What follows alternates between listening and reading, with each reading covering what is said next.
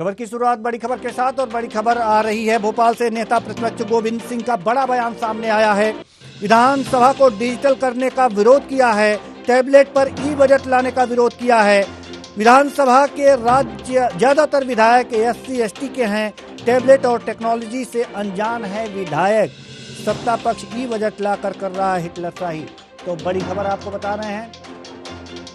भोपाल से नेता प्रतिपक्ष गोविंद सिंह का बड़ा बयान सामने आया है। विधानसभा को डिजिटल करने का विरोध किया है, टैबलेट पर ई बजट लाने का विरोध किया है। विधानसभा के ज्यादातर विधायक SC ST के हैं और टैबलेट और टेक्नोलॉजी से अनजान हैं। सत्ता पक्ष ई बजट लाकर हिटलरशाही कर रहा है, ऐसा मंत्री गोविंद सिंह ने, जो माफ कीजिएगा, नेता प्रतिपक्ष गोविंद सिंह ने यह बड़ा बयान दिया है। आइए इनके बयान को सुनवाते हैं।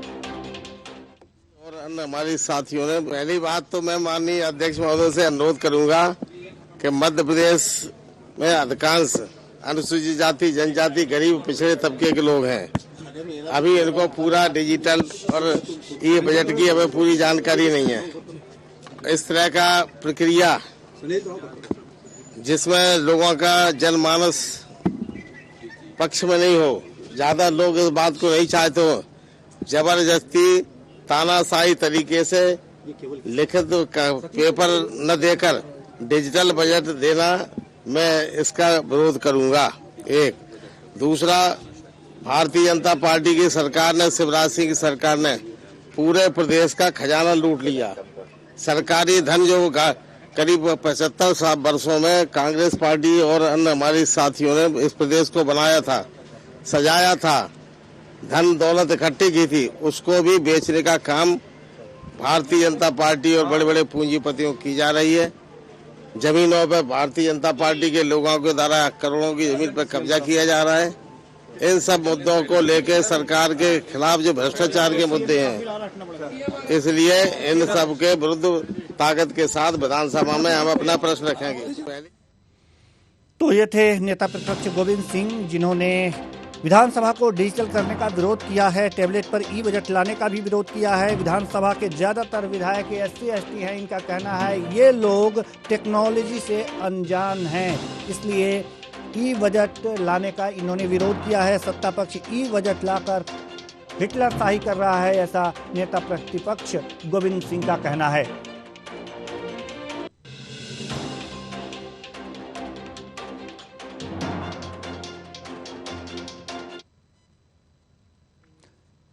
नेता प्रतिपक्ष गोविंद सिंह के बयान पर पलटवार हुआ है। भोपाल से नगरीय विकास मंत्री भूपेंद्र सिंह का बयान आया है। गोविंद सिंह के बयान पर इन्होंने पलटवार किया है। विपक्ष का विरोध गलत, भूपेंद्र सिंह का कहना है सभी विधायकों को नई टेक्नोलॉजी अपनानी चाहिए। बड़ी खबर आपको बता रहे हैं। नेता प्रतिपक्ष गोविंद सिंह के बयान पर पलटवार किया है नगरीय विकास मंत्री भूपेंद्र सिंह ने। गोविंद सिंह के बयान पर पलटवार किया है। विपक्ष का विरोध गलत है, ऐसा भूपेंद्र सिंह का कहना है। सभी विधायकों को नई टेक्नोलॉजी अपनानी चाहिए। आइए जानते हैं नगरीय विकास मंत्री भूपेंद्र सिंह ने क्या कुछ कहा है। लेंगे उड़ीसा की विधानसभा में भी अभी ई बजट आया है और देश की अन्य विधानसभाओं में भी ई बजट आ रहा है। तो एक आईपैड पे ई बजट रहेगा और धीरे धीरे टेक्नोलॉजी का हम उपयोग करेंगे तो हमारे सभी माननीय विधायकगण जो है वो एक आईपैड पे सारी जानकारी होगी। पहले बजट इतना मोटा होता था कि हम लोग जब पहले विधायक थे तो एक व्यक्ति उठा नहीं सकता था, ले नहीं जा पाते थे। तो अब पूरा जो बजट है वो हमारे पैड पे होगा तो हम पैड पे पढ़ लेंगे। तो जो पहले बजट होता था इससे वित्तीय खर्च भी कम आएगा और दूसरा टेक्नोलॉजी से कनेक्ट होंगे विधायक। उड़ीसा की विधानसभा में जिन्होंने गोविंद सिंह के बयान पर पलटवार किया है और इनका कहना है कि विपक्ष का विरोध गलत है, सभी विधायकों को नई टेक्नोलॉजी अपनानी चाहिए। नेता प्रतिपक्ष गोविंद सिंह ने कहा था कि विधानसभा को डिजिटल करना सही नहीं है, क्योंकि विधानसभा के ज्यादातर विधायक SC/ST के हैं और टैबलेट और टेक्नोलॉजी से अनजान हैं। इसलिए सत्ता पक्ष ई बजट लाकर हिटलरशाही कर रहा है। इस पर नगरीय विकास मंत्री भूपेंद्र सिंह ने बयान दिया है कि गोविंद सिंह के बयान पर उन्होंने पलटवार करते हुए कहा है कि विपक्ष का विरोध गलत है, सभी विधायकों को नई टेक्नोलॉजी अपनानी चाहिए। तो नेता प्रतिपक्ष गोविंद सिंह का बड़ा बयान जो आया है, इन्होंने टैबलेट पर ई बजट लाने का विरोध किया है। इस पर पलटवार करते हुए नगरीय विकास मंत्री भूपेंद्र सिंह ने कहा है कि विपक्ष का विरोध गलत है, सभी विधायकों को नई टेक्नोलॉजी अपनानी चाहिए। आज मध्य प्रदेश विधानसभा का बजट सत्र की शुरुआत हुई है। राज्यपाल मंगूभाई पटेल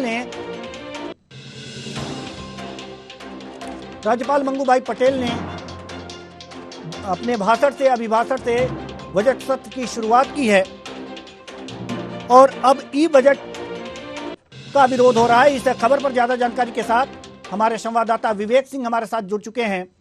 जी विवेक, बजट सत्र की शुरुआत हो चुकी है और विधानसभा कल तक के लिए स्थगित कर दी गई है, लेकिन इस बीच ये खबरें आ रही हैं कि नेता प्रतिपक्ष ने ई बजट का विरोध किया है। जी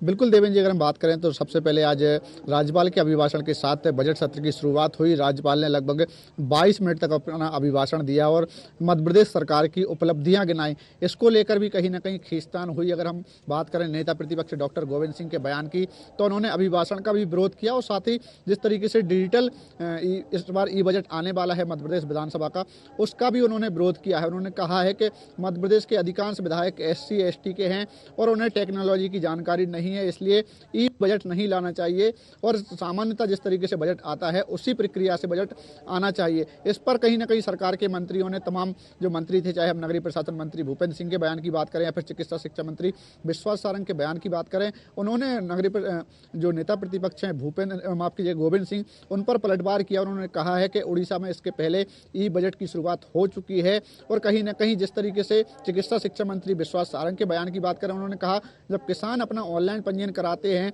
तो फिर विधायकों को क्या समस्या है। और नगरीय प्रशासन मंत्री ने कहा कि विधायकों को इस चीज़ को समझना चाहिए, क्योंकि पहले जो बजट आता था कई बार इतना लंबा चौड़ा बजट रहता था, जो उसकी बजट की कॉपियाँ रहती थी कि उठाने में भी दिक्कत होती थी। और अगर जो विधायकों को कोई दिक्कत आती है तो iPad उसमें है, उसके माध्यम से वे बजट पढ़ सकते हैं, तो इसमें किसी विधायक को कोई समस्या नहीं होना चाहिए। और उन्होंने आरोप लगाया कि विपक्ष हमेशा सिर्फ आरोप लगाने का काम करता है, सरकार कोई भी अच्छा काम करे उसका विरोध का काम कांग्रेस करती आई हुई है और लगातार इस बात भी कांग्रेस कर रही है। अगर हम सत्र की शुरुआत की बात करें तो सबसे पहले जो पूर्व मंत्री हैं जीतू पटवारी भाई आज विधानसभा हल लेकर पहुंचे। इसको लेकर भी सियासत देखने को मिली, क्योंकि अगर हम बात करें जिस तरीके से हल लेकर पहुंचे तो जो सुरक्षा कर्मी थे उन्होंने विधानसभा के अंदर जीतू पटवारी को नहीं आने दिया। इसका भी लगातार प्रदर्शन जीतू पटवारी का देखने को मिला। उनके साथ कुणाल चौधरी जो कांग्रेस के विधायक हैं वही भी साथ में थे। तो कहीं ना कहीं निश्चित रूप से कह सकते हैं कि 1 मार्च को मध्य प्रदेश का बजट पेश होना है। जगदीश देवड़ा वित्त मंत्री बजट पेश करेंगे और आज राज्यपाल का अभिभाषण हुआ है। राज्यपाल ने मध्य प्रदेश सरकार की उपलब्धियां गिनाई हैं। इस पर भी कहीं ना कहीं नेता प्रतिपक्ष ने पलटवार किया है। उन्होंने कहा है कि जो सरकार की उपलब्धियां राज्यपाल ने गिनाई हैं वह पुरानी ही उपलब्धियां गिनाई हैं, नया मध्य प्रदेश में कुछ नहीं है। जो राज्यपाल ने कहा है कि विकसित प्रदेश है, जबकि विकसित प्रदेश नहीं विनाश प्रदेश बनता जा रहा है। कमलनाथ ने भी कहीं ना कहीं इस पर निशाना साधा है। कमलनाथ ने भी कहा है कि जो अभिभाषण राज्यपाल का है उसमें सरकार के द्वारा राज्यपाल से सरकार ने झूठ बुलवाया है, यानी कि राज्यपाल ने झूठ बोला है, ऐसा कमलनाथ का बयान सामने आया है। तो कहीं ना कहीं निश्चित रूप से कह सकते हैं कि जो बजट सत्र की आज से शुरुआत हुई है, विधानसभा की कार्रवाई कल तक के लिए स्थगित हो गई है, लेकिन कहीं ना कहीं हंगामे के साथ, हालांकि सदन की अगर हम बात करें तो जब राज्यपाल का अभिभाषण चल रहा था उसमें दौरान किसी भी तरीके से हंगामा देखने को नहीं मिला। कई बार ऐसा देखने को में आता था, क्योंकि इस बार सरकार का आखिरी बजट है और राज्यपाल के अभिभाषण के से शुरुआत बजट सत्र की हुई है। तो सदन में चाहे विपक्ष हो या सत्ता पक्ष हो, दोनों ही शांतिपूर्ण तरीके से राज्यपाल का अभिभाषण सुना और अभिभाषण के बाद ही नेता प्रतिपक्ष और मध्य प्रदेश के पूर्व मुख्यमंत्री कमलनाथ का बयान सामने आया है। जी देवेंद्र जी। विवेक, जैसा कि ये सामने आया है नेता प्रतिपक्ष गोविंद सिंह का बयान, ये टैबलेट को लेकर कि ई बजट लाने का इन्होंने विरोध किया है। वास्तव में क्या विपक्ष ये चाहता है कि हमारे विधायक अभी नई टेक्नोलॉजी से रूबरू ना हो और नई टेक्नोलॉजी ना अपनाएं?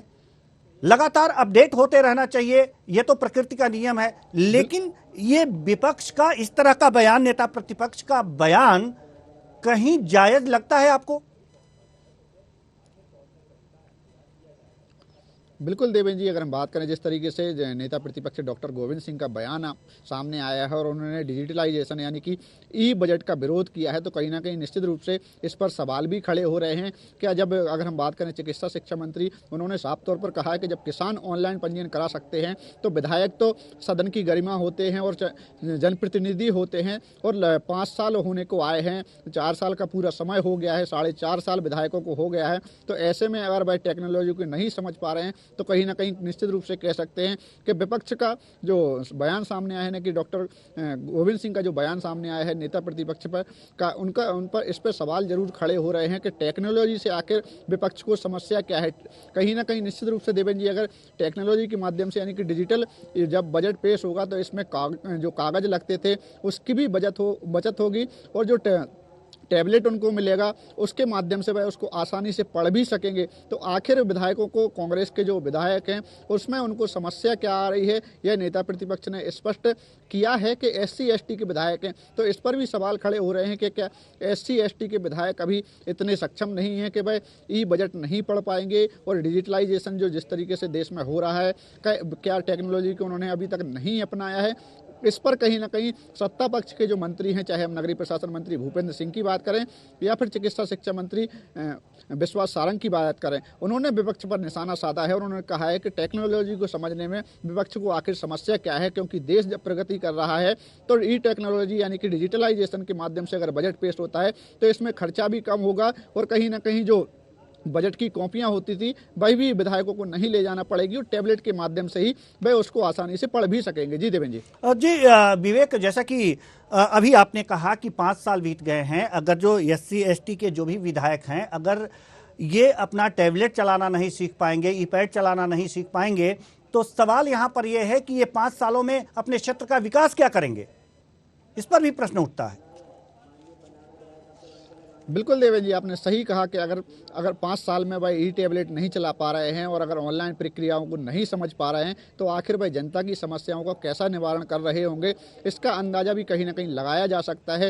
हालांकि डिजिटलाइज टेक्नोलॉजी की अगर हम बात करें तो कहीं ना कहीं जो विधायक हैं, चाहे वो SC ST के विधायक हों या फिर OBC के हों या फिर सामान्य वर्ग के हों, भाई मोबाइल तो उपयोग करते ही हैं। और अगर हम मोबाइल की बात करें तो आजकल मोबाइल में भी ही सभी चीज़ें होती हैं, ऑनलाइन चीज़ें जो होती हैं वो मोबाइल के माध्यम से ही करते हैं। कहीं ना कहीं जो विधायक हैं भाई व्हाट्सएप तो चलाते ही होंगे, अपना सोशल मीडिया का अकाउंट तो चलाते ही होंगे, तो फिर उन्हें बजट में जो ई बजट पेश हो रहा है उसमें उनको आखिर समस्या कहाँ आ रही है, यह नेता प्रतिपक्ष स्पष्ट नहीं कर पाए। उन्होंने इतना जरूर कहा कि SC ST के विधायक है, तो क्या SC ST के विधायक इतने सक्षम नहीं है, जैसा हम पहले भी जिक्र किया है कि वे ई बजट को नहीं समझ पाएंगे। आखिर हम बात करें SC ST के विधायकों की, जब उनसे बात करने की कोशिश की तो उन्होंने कहा है कि अभी हमें समझने में समय लगेगा, लेकिन अगर उन्हें समझने में समय लगेगा, आखिर उनको समझने की भी तो थोड़ा इंतजार करना चाहिए कि आखिर नई प्रक्रिया अगर शुरू हो रही है तो उसमें उनको आखिर विरोध कहाँ है। समझने की प्रक्रिया जो है समझ भी सकते हैं, उसके बाद उनको इस चीज़ की प्रक्रिया जो है आगे उनको समस्या नहीं आएगी, क्योंकि कोई भी नई चीज़ होती है, हालांकि कोई चाहे ई बजट की बात करें या फिर अन्य नई प्रक्रियाओं की बात करें, जब नई शुरुआत होती है तो उसमें कहीं ना कहीं देवेंद्र जी समस्याएं लोगों को देखने को मिलती है। लेकिन अगर ई बजट की बात करें तो इसमें जहाँ तक विपक्ष जिस तरीके से विरोध जता रहा है, भाई सत्ता पक्ष का कहना है कि इसमें किसी भी तरीके की समस्या नहीं है, क्योंकि डिजिटल बजट है और ई बजट है और टैबलेट मिलेगा तो कहीं ना कहीं लैपटॉप का उपयोग तो विधायक कई करते ही होंगे, मोबाइल का उपयोग तो करते ही होंगे, तो उसमें इनको ये समस्या आखिर कहाँ आ रही है, यह विपक्ष स्पष्ट अभी भी नहीं कर पा रहा है। जी देवेंद्र जी। विवेक, एक बात और हम आपसे जानना चाहेंगे कि अगर जो ये विधायक हैं अगर कीपैड नहीं चलाना जानते, और हम ये समझ सकते हैं कि ये लैपटॉप भी चलाना नहीं जानते, तो क्या ये विपक्ष का विरोध का जो बयान आया है, नेता प्रतिपक्ष का बयान आया है, क्या इनकी ट्रेनिंग की भी बातें कह रही हैं, या इनकी ओर संकेत है कि इन्हें पहले ट्रेनिंग दी जाए तब इस तरह के बजट पेश हों ताकि ये पूरी तरह से समझ लें? बिल्कुल देवेंद्र जी, अगर हम बात करें नेता प्रतिपक्ष ने इस बात का स्पष्ट उल्लेख नहीं किया है कि पहले ट्रेनिंग दी जाना चाहिए थी विधायकों को, उसके बाद ई बजट पेश किया जाना था। लेकिन अगर विपक्ष के बयान की बात करें जो नेता प्रतिपक्ष ने दिया है, उन्होंने सीधे तौर पर इसका विरोध किया है। उन्होंने किसी भी तरीके से सलाह सरकार को नहीं दी है, ना ही विधानसभा सचिवालय को दी है कि पहले विधायकों को ट्रेनिंग दी जाए उसके बाद ई बजट पेश किया जाए। तो कहीं ना कहीं इसको लेकर अब खींचतान शुरू हो गई है। लेकिन मध्य प्रदेश की विधानसभा यानी कि सरकार पूरी तरीके से तैयार है और इस बार जो बजट पेश होगा वह देवेंद्र जी ई बजट के माध्यम जी से हम आपको रोकना चाहेंगे, 1 विवेक मार्च सिंह, को हम जगदीश आपको देवड़ा रोकना जो वित्त चाहेंगे। मंत्री हमारे हैं, साथ वह दो पेश मेहमान करेंगे। और जुड़ जी। गए हैं। विवेक सिंह, आपको रोकना चाहेंगे। हमारे साथ दो मेहमान और जुड़ गए हैं, चेतन सिंह बीजेपी नेता और राजकुमार उपाध्याय प्रवक्ता कांग्रेस। दोनों मेहमानों का बहुत बहुत स्वागत है हमारे इस कार्यक्रम में। चर्चा की शुरुआत करते हैं। जी चेतन सिंह जी, नेता प्रतिपक्ष गोविंद सिंह का कहना है कि ई बजट जो पेश हो रहा है वास्तव में ये जो सत्ता पक्ष है उसकी हिटलर शाही है। बहुत से एसटी के विधायक हैं जो यह जो टेक्नोलॉजी है इसको समझ नहीं पा रहे हैं। क्या कहेंगे आप? इस वर्तमान युग में इस प्रकार के विचार जो भी रखता है समय उन पर हंसेगा। आज डिजिटल का युग है। आज डिजिटल करेंसी की ओर देश और प्रदेश दोनों तेजी के साथ बढ़ रहे हैं। हर चीज ईमेल के माध्यम से हमको उपलब्ध हो रही है। क्या मेरे गोविंद सिंह जी या उनकी पार्टी के जो एमएलए हैं वो क्या इस देश या इस प्रदेश के अंग नहीं है? किस तरह से जो लोगों के विकास पर चर्चा करने के लिए सदन बनाया, उस सदन में फालतू की बातों में वक्त जाया करना, ये कहाँ से, इसको कैसे हम सार्थक रूप से समझा सकते हैं या समझ सकते हैं कि नहीं आप गलत कर रहे? एससी एसटी के वर्ग, क्या एससी एसटी के लोग पढ़े लिखे नहीं है? और आज जब एससी एसटी की बात आप कर रहे हो, आप मोबाइल चला रहे हो ना, आप मोबाइल पे सोशल पर हो ना, और क्या है? और देखिए ये इनकी ही बातों से पिछोर के कांग्रेस के विधायक केपी सिंह कक्का जो उन्होंने इस प्रोग्रेस का स्वागत किया है, बोला हम पुराने विधायकों ने हमने इसको सीखा है और जिनको कोई दिक्कत है तो उनको ट्राई करना चाहिए, क्योंकि बढ़ते हुए समय के साथ अगर हमने नहीं सीखा तो हम विकास में पीछे हो जाएंगे। ये केपी सिंह जी का विधायक तो कांग्रेस के विधायक हैं। तो इस तरह से अनेक लोगों के विधायक हैं। अभी कांग्रेस के विधायक का मैं सुबह वर्जन सुन रहा था, वो भोपाल के पास विदिशा है, वहां से चुनकर के आते शशांक भार्गव जी, वे कहते हैं कि ईवीएम जैसी कारगुजारी इस बजट में, इस ई बजट के माध्यम से की जाएगी। मैं पूछना चाहता हूं आपके माध्यम से, जिस ईवीएम पर आपको भरोसा नहीं है उस ईवीएम के सर्टिफिकेट पर ही आप मध्य प्रदेश की विधानसभा में विदिशा का प्रतिनिधित्व कर रहे हैं या किसी और पर कर रहे हैं? तो दो तरह की बातें कैसे हो सकती हैं? अगर आज किसी चीज की कमी है, ये कहाँ लिखा है कि उस कमी को सीखना नहीं है हमको, हमने जो सीख लिया वो पर्याप्त है? तो ये केवल सत्ता पक्ष के खिलाफ जब इनको कुछ नहीं मिल रहा है तो ये अपनी हताशा का प्रदर्शन कर रहे हैं। अरे विधानसभा में बात तो मुद्दों पर होना चाहिए, बात तो जनता के विकास पर होना चाहिए, बिजली पानी सड़क पर होना चाहिए, स्वास्थ्य पर होना चाहिए, सुरक्षा पर होना चाहिए। बाहर तो आप बहुत चिल्लाते हो कि कानून व्यवस्था ठीक नहीं है, पीने का पानी नहीं मिलता है, बिजली की कटौती हो रही है, और सदन में क्या हो जाता है, सांप सूंघ जाता है।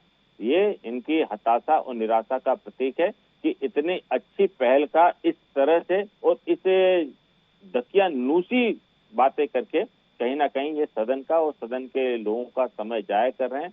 मैं तो माननीय मुख्यमंत्री जी से आपके माध्यम से और विधानसभा अध्यक्ष जी से आग्रह करना चाहता हूं कि जिन लोगों को इस बजट पर विरोध करना है इनको सदन के अंदर कतई प्रवेश नहीं देना चाहिए, क्योंकि मध्य प्रदेश की विधानसभा 7.5 करोड़ जनता की आशाओं की उम्मीदों का प्रतीक है। ये वह सदन है जहाँ पे कानून बनते और बिगड़ते हैं, ये वह सदन है जहाँ पे लोगों के विकास की नई नई इबारत लिखी जाती है, ये वो सदन है जहाँ पे जन समस्याओं से जुड़ी हुई बातों का समाधान होना चाहिए, गरीब की योजनाओं का क्रियान्वयन होना चाहिए, कानून व्यवस्था, माताएं बहनें, इन सब पर सार्थक रूप से चर्चा होकर के कुछ नए आयाम तय करने चाहिए।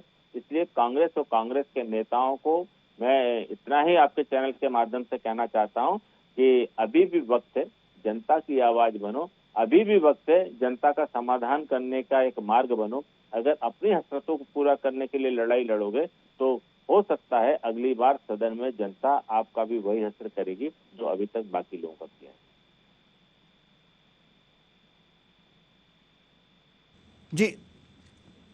जी राजकुमार उपाध्याय जी, आप तक मेरी आवाज पहुंच रही है? जी राजकुमार उपाध्याय जी, सवाल यहां पर यह है कि आखिर टेक्नोलॉजी से कांग्रेस भाग क्यों रही है? क्या विधायक इतने समझदार नहीं हैं कि एक टैबलेट चला सकें, आईपैड चला सकें? देवेंद्र जी, डिजिटल टेक्नोलॉजी से कोई नहीं भाग रहा। जी। नेता प्रतिपक्ष जी और हमारे विधायक जो बोल रहे हैं, वह यह कह रहे हैं कि यह आपको पहले ट्रेनिंग दे देना था, आप टैबलेट ये तो कहीं नहीं कहे, माफ कीजिएगा, मैं आपको रोकना चाहूंगा, ये तो कहा ही नहीं उन्होंने। हमारे पास बाइटें हैं, कहिए तो सुनवा दूं। मैं ये बात कहना चाह रहा हूँ जी कि उनका कहना ये था कि अचानक आप पेपरलेस बजट पेश करना चाहते हैं, एकदम से हिटलर सही तानाशाही बताना चाहते हैं आप विधानसभा में। आप किसी भी तरीके से विधानसभा में मुख्य मुद्दों से विधायकों की बातों को मोड़ना चाहते हैं, विपक्ष की बातों का रुख मोड़ना चाहते हैं, नए नए प्रयोग करना चाहते हैं जिससे विधायक विरोध करें, आपकी विधानसभा चलाने के कम दिन हो। ये प्रयास है इनका, हिटलर शाही तानाशाही अपना रहे हैं। जैसे हमारे साथी ने कहा कि अगर विरोध कर रहे हैं तो उन्हें विधानसभा में आने से रोकना चाहिए। तो बिल्कुल ये तानाशाही रवैया इनका जो आज इनकी जबान पर आ गया है कि एक तरीके का शिवराज सिंह जी और भाजपा सरकार का यही प्रयास रहता है कि किसी भी तरीके से हम कोई ऐसा प्रयत्न करें कि कांग्रेस के विपक्षी विधायक उस मुद्दे को लें, हो हल्ला करें, वो मुख्य मुद्दों से भटकाओ, यही इनका प्रयास है। अब तो भटकते क्यों हैं आप लोग? सवाल तो ये है कि अगर बीजेपी चाहती है कि मुख्य मुद्दे से आपको भटका दिया जाए तो आप लोग भटकते क्यों हो? आप अगर अचानक लाकर पेपर लेस बजट रखेंगे, 2 दिन का समय है, आप पहले ये बात पिछले सदन में भी करते थे। आपको मालूम है कि विधानसभा अध्यक्ष जी एक तरफ कह रहे हैं 15वीं विधानसभा में कि ये मैराथन रेस है, हमें इसमें दौड़ लगानी है 100 मीटर में। तो किस तरीके की दौड़ लगाना चाहते हैं आप? SC विधायकों को आप, हमारे कई साथी ऐसे होंगे विधायकों जिनको वाकई में इस प्रक्रिया से दिक्कत होगी, उनको पहले से इस पर आपको एक सत्र लगाना चाहिए विधायकों का। ये विधानसभा अध्यक्ष और भारतीय जनता पार्टी की सरकार का दायित्व है। चेतन सिंह जी, ठीक है, हम आपके पास आ रहे हैं। चेतन सिंह जी, बात ये भी तो है कि ये डायरेक्ट आप ई बजट लेकर के आ रहे हैं, इससे पहले कम से कम ट्रेनिंग तो दे दिए होते नई टेक्नोलॉजी का, ये भी तो हो सकता था। चेतन जी, आपको जी, चेतन जी, मेरी आवाज आ रही है आपको? जी जी। सारे देश में सारे राजनीतिक दलों ने अपने बूथ लेवल के कार्यकर्ताओं तक को ट्रेनिंग दी है जी। ये इस तरह से कह करके इन सारी बातों से बच नहीं सकते हैं। और अगर आपको देना है तो नेता प्रतिपक्ष के सारे बयान को आप देखिए, कहीं भी उन्होंने इस तरह का तर्क नहीं दिया है जी। ये लोग केवल गुमराह करने का काम कर रहे हैं। ये सारे लोग इस बजट पर चर्चा नहीं करना चाहते क्योंकि ये सरकार का अंतिम बजट है। ये नहीं चाहेंगे कि 3 साल में 17,500 करोड़ की लागत से जो मार्ग बने हैं, अटल टनल पे, नर्मदा बिंद पे बात हो, केन बेतवा लिंक पर बात हो, ये अमृत महोत्सव में जाना नहीं चाहते हैं, ये रानी कमलापति टंटिया बिल के नाम पे जो नामकरण हुए उस पर नहीं जाना चाहते हैं, जो पैसा कानून लागू लाए हैं लेकर जल जंगल जमीन का जो अधिकार लेकर के इस पर चर्चा नहीं करना चाहते हैं, आजादी के अमृत महोत्सव पर चर्चा नहीं करना चाहते। मैं साहब कितने बात बताऊं, संत रविदास जी का नाम लेकर सरकार बनाने चले थे, उनका स्मारक बनाना ये सरकार भूल गई। इस्लाम नगर का नाम हमने अभी जगदीशपुर किया, इसको ये करना भूल गए। अभी तो ये केवल भागने का छोटा सा प्रयास है। अगर हिम्मत है तो सदन में चर्चा, सदन क्यों होता? मैं आपके माध्यम से पूछना चाहता हूं, अगर ये भी परेशानी कांग्रेस को तो सदन क्यों होता है? आप सदन में चर्चा से क्यों भागते हैं? करिए ना सदन में चर्चा। ये तो आपका घोषित रूप से संवैधानिक प्लेटफॉर्म है ना सदन आपकी चर्चा करने का। आप अपनी बात वहां पर ले जाकर के क्यों नहीं रखते? आप केवल मीडिया में चला जाए, केवल हम इस तरह की बात करके चले जाए, क्यों? क्योंकि सदन में राजकुमार जी कुछ कहना चाह रहे हैं सर। जी सर, बिल्कुल ठीक बोला हमारे साथी प्रवक्ता जी ने कि ये अंतिम बजट ही है इनका। इसके बाद ये बजट पेश करने लायक नहीं रहेंगे। इस प्रदेश की जनता इनके बजट को देख चुकी है। 700 से अधिक दिनों की सरकार है इनकी। इनके बजट में ये कितना फायदा दे सकते हैं ये सब जनता देख रही है। महंगाई से तरफ से गरीबी मुंह फाड़े करी है, महंगाई से परेशानी है, किसान परेशान है, नौजवान बेरोजगार परेशान है। और ये बजट लाने के पूर्व जब ये कहते हैं विधानसभा में चर्चा से भाग रही है, तो बताइए कितनी मैं इन्हीं के माध्यम से पूछता हूँ कि कितने दिन सदन चलाया है इन्होंने। भारतीय जनता पार्टी सरकार ने। लेकिन तो जो ये टैबलेट और टेक्नोलॉजी की बात हो रही है, ई बजट की बात हो रही है, ये जो मुद्दा उठाया गया है विपक्ष द्वारा, वास्तव में ये तार्किक कहीं नहीं लगता। आप खुद ही सोच करके देखिए कि क्या हम अगर ये टैबलेट वितरित कर देते जी विधायकों को कहा जाता कि आपको ई पेपरलेस, कब से बोल रहे हैं आप, पेपरलेस विधानसभा का चलाना है, तो आपको उसके लिए पहले तैयारी करनी होगी पूरे विधानसभा के सभी। आप बताइए, तो ये बात कहनी चाहिए थी ना, नेता प्रतिपक्ष को ये बात कहनी चाहिए थी कि ये अचानक आपने ई बजट पेश किया है, इससे पहले कम से कम विधायकों को ट्रेनिंग दे देते, टैबलेट बांट देते, ये सारी चीजें कर देते, ये कहनी चाहिए थी। ये तो सीधे सीधे कहा जा रहा है कि नहीं, SC ST के तमाम विधायक हैं, उनको ये चलाना ही नहीं आता। ये तो एक तरह से ST SC पर एक तरह से उन्हें नीचा दिखाने का भी काम कहा जा सकता है। कई विधायक जो हमारे हैं जी, या जो हमारी प्रदेश की जनता के चुने हुए SC ST विधायक भी होंगे, कई, ऐसा नहीं है कि एक ही विधायक, कुछ जनरल भी हो सकते हैं उसमें जी, जिनको इस प्रक्रिया नहीं SC और ST की बात की गई है, जनरल की तो बात ही नहीं की गई है। SC और ST की बात की गई है। हम सुनवा देते हैं आपको, अगर जो आप कहेंगे तो हम सुनवा देंगे अभी। बिल्कुल, तो कई लोग इससे अनभिज्ञ हैं जी, उनको अगर इस प्रकार की प्रक्रिया नहीं, तो एक जाति विशेष के विधायकों को ही क्यों टारगेट किया गया है कि ये समझ नहीं पाते? क्या उनकी समझ नहीं है? ये जनरल जैसी उनकी समझ नहीं है, आप ये कहना चाह रहे हैं? सिर्फ इस प्रक्रिया से जी, आप एकदम से उनके सामने बजट प्रक्रिया ले आएंगे, बजट के प्रस्ताव ले आएंगे, उसको ई पेपरलेस करेंगे, तो एकदम से परेशानी होगी। हाँ, थोड़ी सी शुरुआत में थोड़ी सी परेशानी होती है, पड़ेगी। तो परेशानियों से भागना कहाँ तक उचित है? थोड़ा सा कुछ सीखने के लिए थोड़ी परेशानी तो होगी, हाथ चलाने पड़ेंगे, दिमाग चलाने पड़ेंगे, और जिनको आता है वो विधायक सिखाते हैं। भारतीय जनता पार्टी की सरकार कैसे भी करके ऐसा कोई एक सगुफा ले आती है, एक हिटलरशाही तानाशाही रूप में एक कोई ऐसा प्रस्ताव। जब बजट सत्र है और बजट पेश होने वाला है तो ध्यान तो बजट की तरफ होना चाहिए, ध्यान तो बजट की तरफ होना चाहिए, चाहे जैसे भी पेश हो, ठीक है। नहीं हाँ, ये आज गलत पेश हो रहा था जी। बजट आप ई पेपरलेस कर रहे हैं तो उसके लिए पहले सामूहिक बैठाल के ये चर्चा होनी चाहिए थी कि हम ऐसा प्रयास कर रहे हैं।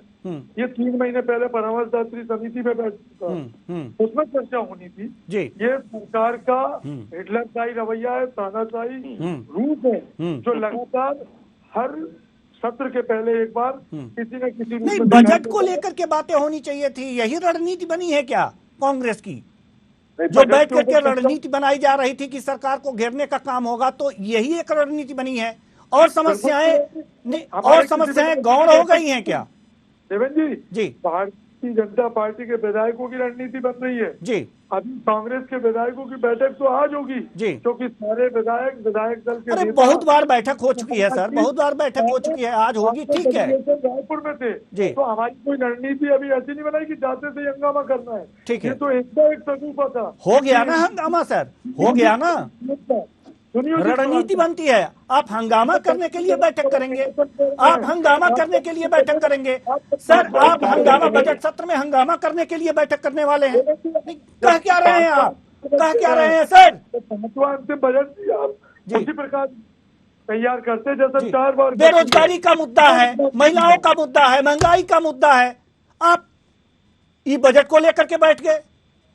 नहीं तो इन मुद्दों पर बात होनी थी जी, आप इसको 10 दिन चलाइए, इन सब मुद्दों पर बात होगी जी। विकास यात्रा चला देते, सुशासन कर देते, इन मुद्दों पर नहीं, विकास यात्रा तो बीजेपी की बात है, आप अपना हाथ से हाथ जोड़ो यात्रा की बात कीजिए। बिल्कुल, हम तो उनके मुद्दों पर बात करेंगे जी, कि आपने नहीं तो ये कौन सा मुद्दा, ये तो प्रगति की ओर अग्रसर है। अगर जो ई बजट पेश हो रहा है, भारी भरकम पन्ने जो हैं, ये कागज के टुकड़े हैं, ये सदन में नहीं होने चाहिए। ये तो अच्छी सी बात है ना, अगर किसी भी इसका तो स्वागत रूप से अगर किसी भी चीज को एकदम से ये परोस देंगे तो उसका जनता के हित में हम हमेशा विरोध करेंगे। ठीक है, जनता के हित में आप विरोध करेंगे। चेतन सिंह जी जवाब दीजिए आप। देखिए, आपको पहले ही मीटिंग करनी रहनी चाहिए थी, सामूहिक मीटिंग करनी चाहिए थी कि हम ई बजट पेश करने वाले हैं, आप लोगों को क्या दिक्कतें यहाँ पर नोट कराइए, वो दूर करके उसके बाद पेश करनी थी। देखिए, इनके जो विधायक जिनका ये रोना रो रहे हैं, मैं आपके माध्यम से जानना चाहता हूं कि क्या उस क्षेत्र के विधायक के क्षेत्र में ई टेंडरिंग नहीं हो रही है क्या ई भुगतान नहीं हो रहा क्या विधायक को जो तनख्वाह और भत्ते आ रहे हैं क्या ई पेमेंट के माध्यम से नहीं आ रहे हैं क्या? ये झूठ बोलते हैं, इनके पास मुद्दे हैं नहीं। डिजिटलीकरण के इस दौर में भी कांग्रेस फिजिकल भी भूल गए, ये इनका फिजिकलीकरण ही नहीं बचा, सारे देश से ये समापन की ओर हैं और हमसे कह रहे हैं कि ये इनका अंतिम बजट होगा। अंतिम बजट है सर। हंगामा करने के लिए बैठक नहीं होती है, बैठक होती किसी मुद्दे को, जनता की आवाज को जन जन तक पहुंचाने की, तो ये सरकार को जगाने की इस पर बैठक होती है। लेकिन ये बजट गायब करेंगे, ये बजट इस पे चर्चा इस पे करेंगे, बैठक इस पे करेंगे कि हम कैसे सदन से वॉकआउट कर जाएं। ये देखना, ये पूरा सदन नहीं चलने वाला है, ये पूरा सदन नहीं चलेगा, ये जनता के मुद्दों पे चर्चा करना नहीं चाहते, ये भागेंगे, ये छोड़ वाले लोग हैं। और ये मैंने तो सुनने का जिनको सामर्थ्य नहीं है, धैर्य नहीं है, ये क्या बजट पेश करेंगे? आ गया समझ में उपाध्याय जी, आपके बस का नहीं है, आपके बस का नहीं है, आप बजट पेश कर लो, आपके बस का नहीं है। भारतीय जनता पार्टी के कार्यकर्ता के आवेग को कहीं पर रोक पाओ। कांग्रेस समापन की ओर है, डिजिटल से फिजिकल भी नहीं बची। उनके साथ तो जातियां हो रही है, उसको लेकर आपको जवाब देना है। सड़क पर आओ, सड़क पर जवाब देंगे, सड़क पर आइए, सड़क पर जवाब देंगे। लगातार एक नया बात मुद्दे की है, मुद्दे पर रहिए, मुद्दे पर बात करिए, मुद्दे पे बात करिए। सड़क की बात है, सड़क पे जवाब देंगे। डिजिटल के इस युग में आप तो फिजिकल भी नहीं बचे, फिजिकल भी नहीं बची कांग्रेस को लोगों ने अछूत मान करके अपने अपने प्रदेश से बाहर का रास्ता दिखा दिया है। अब बचेगा, अब आप डिजिटल में हो, थोड़ा बहुत उसी में काम चला लो, फिजिकल के लायक तो आप बचे नहीं, न तो आपके नेता है। राजकुमार जी, जैसा कि चेतन सिंह जी ने कहा है कि ई टेंडरिंग होती है आपके विधायक के क्षेत्र में, प्रदेश से लेकर देश में पेमेंट होता है, कांग्रेस के खरीदे हुए, लूटे हुए, राजकुमार जी, राजकुमार जी, राजकुमार जी, कोई नहीं है, राजकुमार जी, ये विधवा विलाप करने का स्टैंड नहीं है, ये विधवा विलाप करने का प्लेटफॉर्म नहीं है भैया। जो वास्तविक में राजकुमार जी, जनता पार्टी के हैं, हमारे क्षेत्रों से, राजकुमार जी, हमारे सांसदों से राजकुमार जी सरकारें चला रहे हैं। ठीक है राजकुमार जी, ठीक है, बहुत सारी बातें आपने की, लेकिन जो भी आपके विधायक हैं, जैसा कि चेतन सिंह जी ने कहा कि क्या ई टेंडरिंग नहीं होती है उनके क्षेत्र में, ई पेमेंट नहीं होता है उनके क्षेत्र में, मोबाइल नहीं चलाते हैं वो, कीपैड नहीं चलाते हैं वो, नहीं चलाते हैं सचमुच। तो इसकी ट्रेनिंग सर पहले हुई जी, अधिकारियों ने ई टेंडरिंग के लिए लगातार। जब मोबाइल आया सर तो किसने ट्रेनिंग दी थी? मोबाइल खरीदने के बाद चलाते चलाते आ गया सरकार। अभी मोबाइल का अंतर है सर। नहीं, आप जन जन को कितने लोगों को ट्रेनिंग देके आए हैं बताइए? जब मोबाइल शुरू हुआ तो कितने लोगों के सरकार ने ट्रेनिंग दी थी? जन सामान्य को। विधानसभा परिसर जो है एक महत्वपूर्ण सदन है, ठीक है, इसके लिए समितियां होती है, इसके पहले आपको चर्चा करनी होती है। ये क्यों भागे ऐसी चर्चाओं से? जी जवाब दीजिए चेतन जी, क्यों भागे? भैया हम कहीं नहीं भागे, हम तो विधानसभा से लेकर के सड़क पर भी खड़े हैं। आइए किस पे चर्चा आपको करनी, भागना तो आपका काम है। जिस तरह के ये बहाने कर रहे हो, जिस तरह के बहाने कर रहे हो यार, कैसे आदमी बिठाते जिसको सुनना नहीं पसंद है। मैं ऐसे लोग साथ बात करना पसंद नहीं करता। सड़क पर ही ला दिया था और 2023 में भी सड़क पर लाकर खड़ा करी।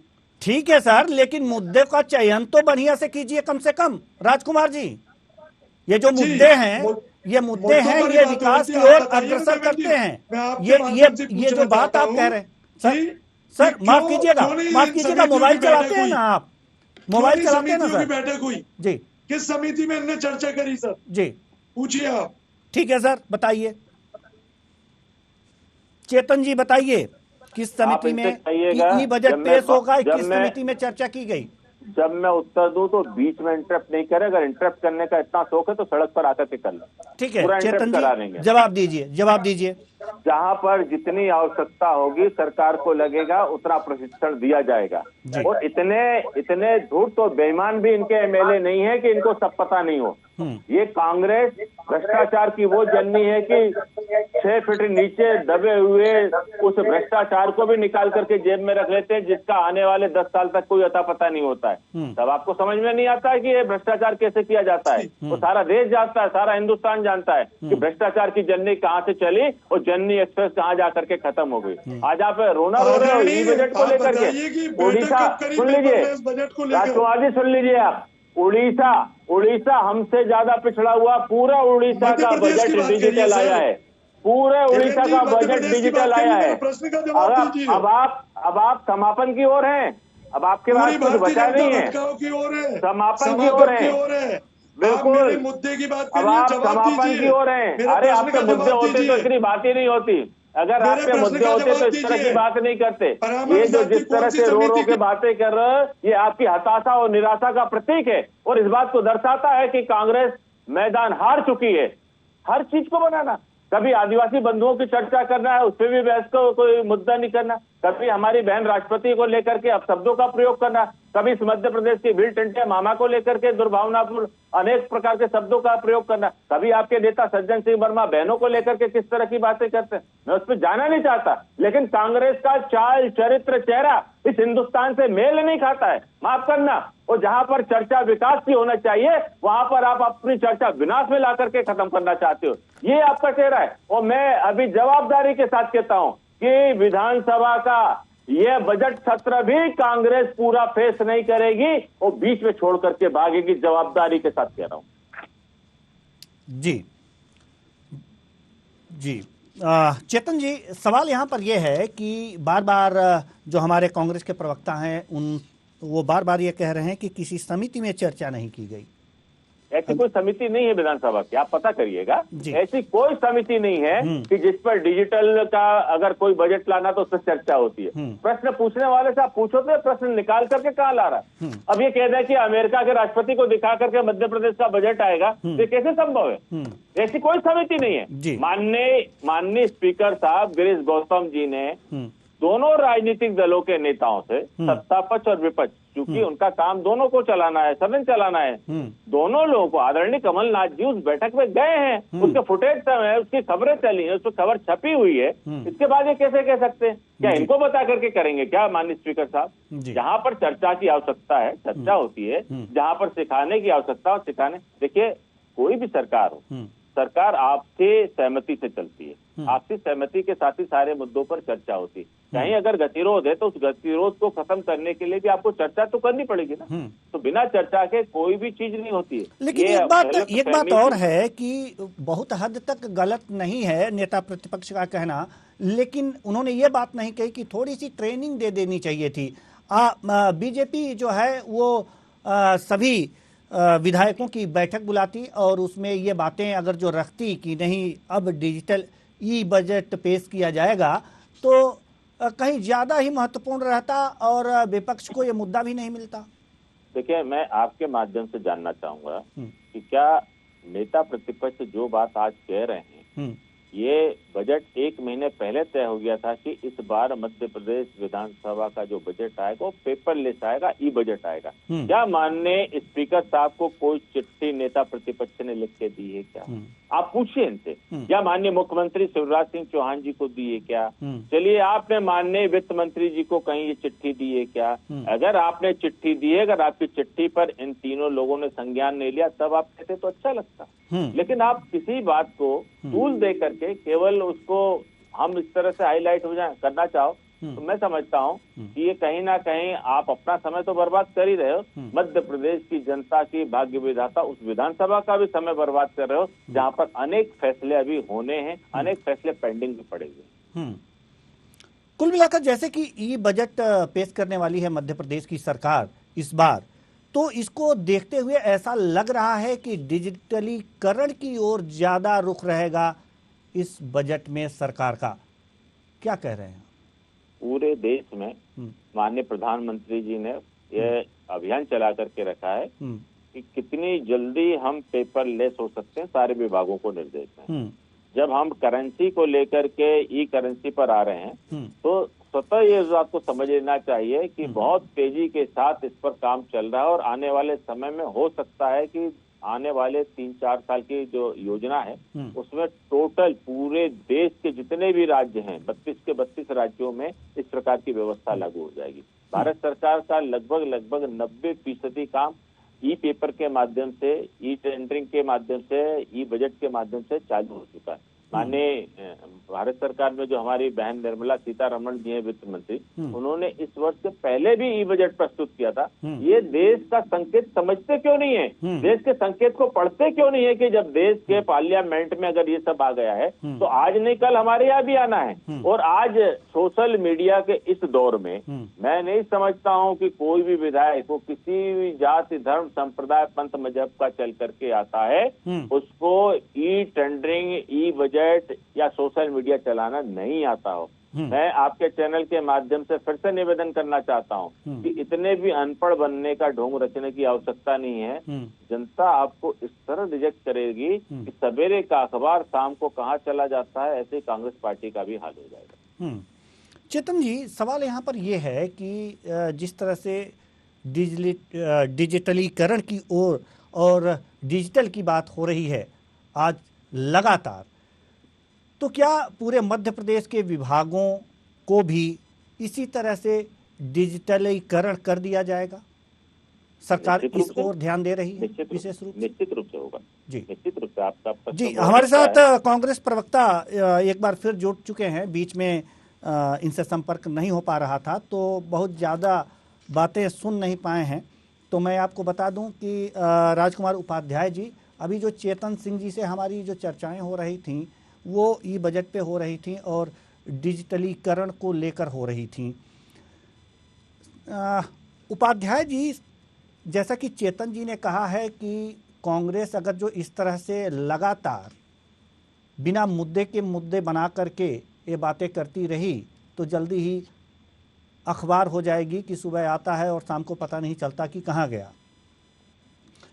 लेकिन एक बात उन्होंने सवाल उठाया है आप पर कि क्या जब ये पता था कि इस बार ई बजट आएगा तो जो मुद्दा अब उठाया जा रहा है नेता प्रतिपक्ष के द्वारा वो पहले ही लेटर के माध्यम से सीएम को, विधानसभा अध्यक्ष को या वित्त मंत्री को, किसी को भी लेटर दिया गया कि ट्रेनिंग देनी चाहिए, इस तरह की बातें कही गई विपक्ष की ओर से? राजकुमार जी।